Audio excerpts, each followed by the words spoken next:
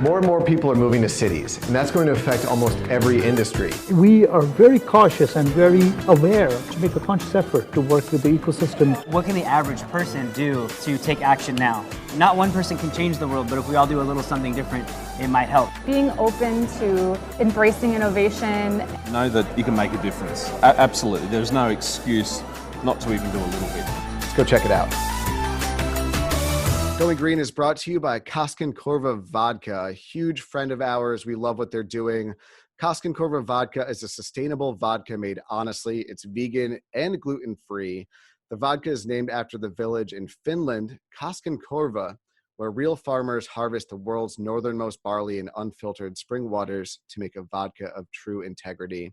Here's my favorite part. Not only do I love drinking, responsibly, of course, the Koskenkorva plant has a 99.9% recycling rate. And don't worry, back in the village, they're still working on that 0.01% and was the first spirit to win the Green Company of the Year award. Now our goal is to bring Koskenkorva from the Scandinavian European world out to the American land where we all love to have a good drink here and there. So check out Koskenkorva Vodka, support them. We love a good, sustainable company. So give them a little bit of love. Thank you. And let's get back to the show. Hey everyone, welcome back to the Green Podcast. We are very excited for our guest today. Joining us for episode number 101. We're getting up there, triple digits now.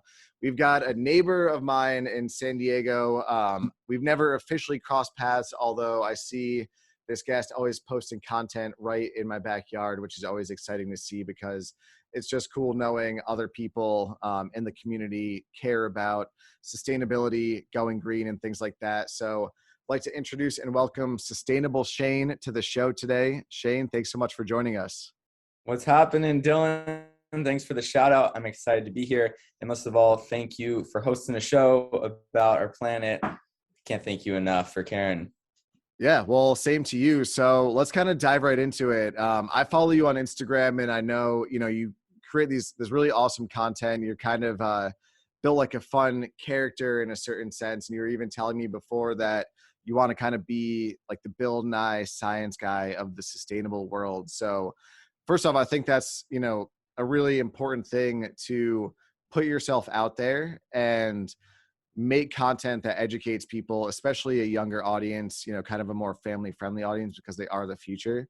So how did you kind of get the idea, and what was that initial process of going out there and creating this content and becoming Sustainable Shane? Absolutely. And that's a great question. And my answer to that is Sustainable Shane was born before I even knew what sustainability meant.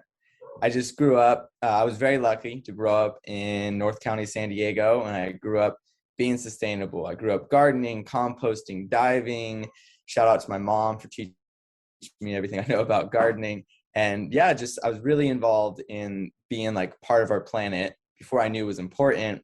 Then when I was about 14, there was one specific event where I realized humans have the power to destroy our planet, but we also have the power to take care of our planet.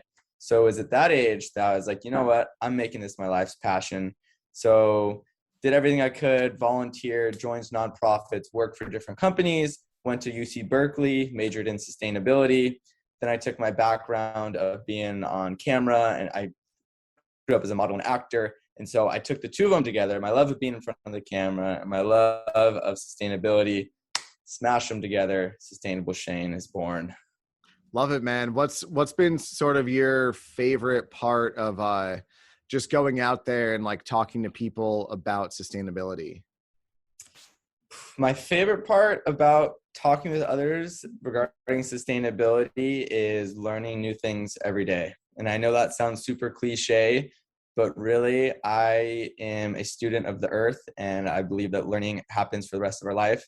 And going out, talking with different companies, talking to different people, talking to people from all levels of the political spectrum, I have learned so much about what sustainability means. So that's awesome. Let's kind of bring it back. You mentioned, your parents your mom is very sustainable, which is really cool to think about, just the effect that, someone can have on your life now that you've dedicated your life to being sustainable. And, by doing so, the impact that you'll have on others is really interesting to kind of think about. Plus combining your passions for sustainability, for acting, using kind of digital media, Instagram, TikTok. I think that's really cool. Do you have any cool stories about kind of like your acting modeling career and how you learned from those and implemented it into what you're doing today? Oh, absolutely. Yeah, I've been doing acting modeling for over almost like 10 years now. I would say the craziest stuff that happened was I was on a reality television show called Below Deck. I don't know if you've heard about it or anyone else listening has. It's fairly popular, but I was picked for the show because they're like, this guy's sustainable and we want to have more sustainability on Below Deck, which is basically, it documents the life of people working on mega yachts, which is an incredibly unsustainable community. And so I applied for the show because I was like, I'm going to make this unsustainable community a little bit less unsustainable. So they brought me on the show, and reality television is crazy. It's fun, but it's so draining. And then B, I just did everything I could to be sustainable, which was awesome. And the boats go to the most like precious ecosystems in the world. So I brought reef safe sunscreen, reusable saran wrap. And then the biggest thing was I just came on the show and I was like a little prophet of sustainability. That's awesome, man. I don't think I've seen your show, but I've seen episodes in the past. Like my parents love Below Deck. And good for you for, again, like using a platform. You could have gone on and just been like, cool, I'm going to be Instagram famous and hot and like cause some drama and become like a meme, which is like what a lot of people do these days when it comes to being on social or on, shows like that. So good for you for trying to use that platform for a good way. And I have some other friends who have been on reality TV shows, and just the stories I've heard can be pretty crazy. But it sounds like you were on a pretty awesome one too. I mean, being able to live on a yacht, being able to, go to all these amazing places was probably a really awesome experience, aside from even just, bringing the sustainable aspect to it. Absolutely. Yeah. Working and living on the yacht, as hard as it was a beautiful experience. Traveling, we were in Antigua, which is in the Caribbean. So it was gorgeous. And then I got to meet a bunch of movers and shakers in Hollywood. Shout out Andy Cohen. He still name drops me a lot on his show, although I was very briefly on it. I see that he was interested in sustainability because I came on the show and, everyone, he's trying to ask me who was the most recent hookup, what was the most recent fight or drama. And I was like, dude, listen, I don't care about that stuff. I came on this show, and honestly, I'm on your show because I want to tell people that our earth is in peril and we need to dive deep into it and look at our existence on this planet and why we are here and how we can help benefit and care less about who's making out. Exactly. People will be making out regardless, but if people can make out, in their free time and then be a little bit more sustainable at this, like after that, that's a happy world that I'm cool with living in. So let's bring it back to kind of like what you're working on now. What was sort of your strategy behind, the content you're creating for Sustainable Shane? Sure. So Sustainable Shane I'm a lifestyle expert on sustainability. So I'm your go-to guy with easy switches at home, easy switches in your lifestyle, and just how to live a more general lifestyle of sustainability. I am not an expert on economics and sustainability. I am not an expert on politics and sustainability, although I do know more than the average person. I'm an expert in sustainability, lifestyle. So I'm on social media making fun Instagram reels, on TikTok, making cool videos of just how to make easy switches in your life. And I think honestly that's kind of similar to what we're doing here. And really our goal with this, and it sounds like similar to what you're doing, is just making it a little bit more accessible to the average person, a little bit more friendly, kind of taking out like the whole political side of things and just being like, hey, if you want to be a little bit more environmentally friendly, a little bit more sustainable, here's little changes that you can do to your lifestyle. And then, again, using digital media, social media it's scalable, infinitely. So a lot of people can watch it. So ideally you're reaching as many people as possible. You're educating as many people as possible. And as you educate people, those changes slowly but surely start to happen. So that's awesome. Where do you kind of see your vision for where you want to take things in the future? Ooh, that's a great question. Where in the future do I want to go? Well, I think it's multifaceted. I mean, I really want to be in school, in like elementary school assemblies. I lead this sustainability show. I'm the host. So I love that. I love being in front of kids. I think they are our future. So I'm growing that business. And at the same time, I love being in front of the camera, and I love being on podcasts like this with you, Dylan. I love going on talk shows. So I'm just down to be the face of sustainability. I love it. I live it. And I also love being with our planet. I walk barefoot most of my life. I dig my hands through the dirt. I love compost. I love worms. I compost my fingernail clippings. I don't really care. I just love being part of our planet and talking with people as well. Yeah. And I mean, we have listeners and viewers who tune in from all over the world, but being in San Diego where it's beautiful out, it definitely helps, kind of waking up and the sun is shining and you want to be outside, you want to be in nature. And when you're by the ocean all the time, it makes you care a little bit more. So we'll have to link up for some scuba diving or some surfing soon.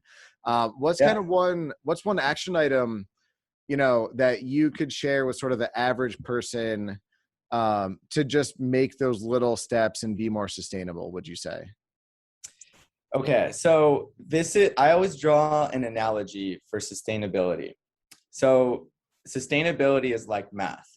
Dylan, when you started math, did you start with calculus? No, I started counting to 10, basically. Yes. Addition, subtraction. So that's like your recycling. Sustainability is like math. Your addition, your subtraction is like your recycling. Then you can move on to your more advanced mathematics, which is your pre-algebra and algebra. That's going to be your maybe thrifting for your clothing, taking public transit, choosing to ride your bicycle more often. Then you can move on to your calculus, which is going to be my portfolio of investments is all ESG, renewable energy companies, or I offset my CO2 emissions whenever I fly somewhere via an app called Earthly. So sustainability does not happen overnight. It is very much a journey and very much takes time, just like mathematics. So start easy, start with your addition and subtraction. An easy little hack for that is just get informed, follow a social media page, watch a quick short documentary, read a book about the environment. And through that, you'll find out where you're passionate. Maybe you want to do more gardening. Maybe you really want to put in that compost bin. And then that's where you're going to grow and morph into that sustainability journey. I love it. And that's really important too, because, some people think oh man, I don't drive an electric vehicle, so therefore I suck. And, again, there's what you mentioned is perfectly normal, where not everyone can just start with, calculus. You start with where you can, with what your budget allows, and you can slowly build it up from there. And you also brought up another really good point too, where there's so many different ways to be sustainable, and not everything is going to apply to every single person. Some people don't care at all about investments. That's not in their radar. They just want to live a simple life where, they might even be off the grid in, a homestead or something.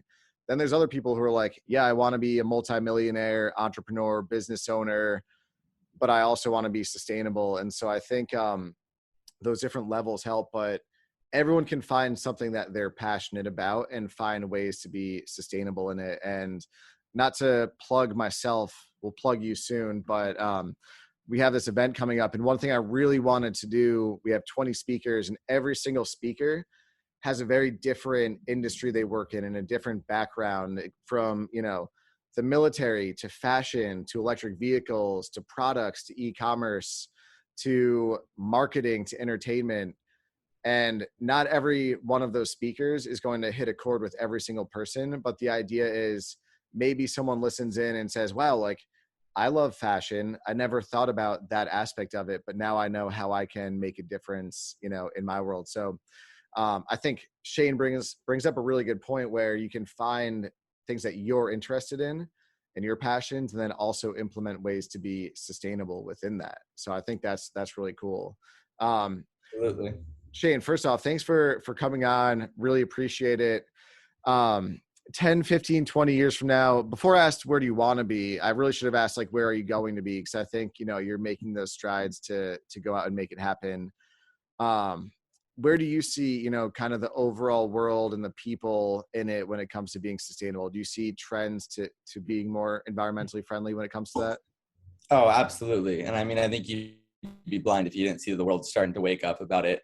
My honest review is the climate in the world is going to get worse for the next like 10 to 15 years. We kind of have a lot of CO2 emissions in our atmosphere, and like the sad reality is the next 10 to 15 to 20 years, it's probably going to get slowly worse.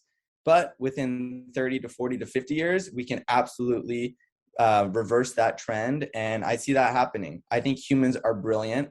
I think the world, the biological carrying capacity of our world is way more than 8 billion people. We can have 16 billion people on this planet.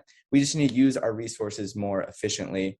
And I'm very optimistic. Humans are incredibly intelligent. We're destroying rainforests. I think we can build rainforests back. We really can. It's just going to take the right people working in the right direction. Mm-hmm.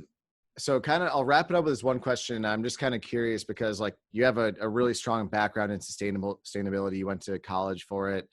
Climate change, in my opinion, is ultimately like the biggest problem we face as humanity. It extends, beyond race, religion, politics, countries, borders.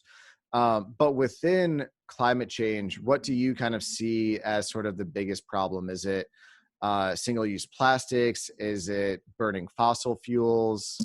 And again, like I know, and one thing we both reiterated is like, we're not scientists, but just sort of from your experience chatting with other people, what do you sort of think that biggest problem is? The biggest problem with climate change, at least in the United States, is the fact that it's become political. The state of our climate is not a political matter. The climate on our planet has been changing since the dawn of time. The climate is changing every single day. It's just the rate at which our climate is changing at this moment is changing faster than humans and other animals on this planet can adapt. It is not political. Climate change should not be political. We are all here together on this one planet. That's what I think the biggest issue with climate change is. I love that answer, man. Seriously, like and I'm glad you even said that because I never really kind of like thought about it in that way, but it's very true because that just immediately puts up sort of blockades and limits to people wanting to become more interested. And I was just talking with my dad. I was back home last weekend, and he leans a little bit more conservative, but like he still cares a lot about the environment. And he was like, man, like not like a conservative, like crazy person. It's just like, moderate to conservative and open to have conversations. And he was like, man, back, when I grew up in the 70s, when it was Earth Day, like there was nothing political about it being Earth Day. Every single person just wanted to go out and celebrate, the planet and try to be more environmentally friendly. And slowly but surely, especially in this day and age with mass media and everyone, getting angry at everybody and It's information. exactly, and wanting these clicks and politicizing everything. Really, if anything, it should be something that unites us all rather than divides us. So Sure. And I have, sorry to interrupt, but I have a perfect case study. Yeah. There's this page, it's called In This Together America. He's a professor from Berkeley, which is radical left, and he's conservative.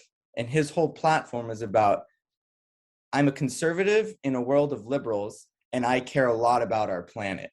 And he bridges that gap between, I don't care if you're left, right, middle, even if you don't care about politics, we're all on this planet together. And he makes it's In This Together America. The name says what he does. And he does a good job. He does a really good job. Awesome. Well, we need more people like him. We need more people like you, honestly, who are just, again, like going out there and being a friendly face and making it sort of easy and inviting to be a little bit more sustainable. And again, educating people on those small, simple steps, how they can continuously improve their lives. So thank you for what you're doing. And thanks for taking your time out of your day to be on the show. Absolutely. It was a pleasure letting me be on here. Appreciate it, Dylan. And stay sustainable. Yeah. And everyone who tunes in, who watches, who listens, who shares our content, go follow Sustainable Shane on Instagram, on social media, on TikTok. Got to support people like this who, make it their passion to help the world in a better place. Want to thank Shane for being on the show, and thank you for tuning in, and we'll see you on the next episode of the Green Podcast. Thank you.